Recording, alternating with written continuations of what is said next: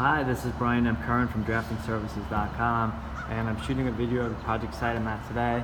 I'm on the Upper West Side on 106th Street. That's the Hudson River right there. In an apartment. Back there actually is the World Trade Center building, I believe. I am in an apartment that was newly purchased, and on this project I'm going to be doing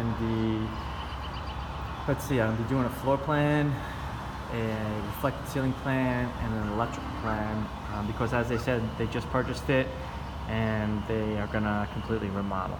So let me show you around a little bit. I'm in one corner of the apartment. The apartment's kind of big. I think it's about 2,000 square feet off the top of my head. This is a bedroom. Back there is a changing room and a bath, closet,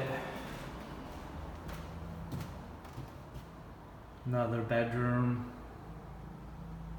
This is the common hallway. There's a bath here, another bedroom with a view of the river. Down the common hallway, that's the front entrance. The living room. I'd call this the dining room. Straight ahead here is the kitchen. On the right is going to be the rear entrance. Kitchen window. And then back here are two small rooms. Small room in there, small room here, and a little bathroom in between. So this is what I'm working on today.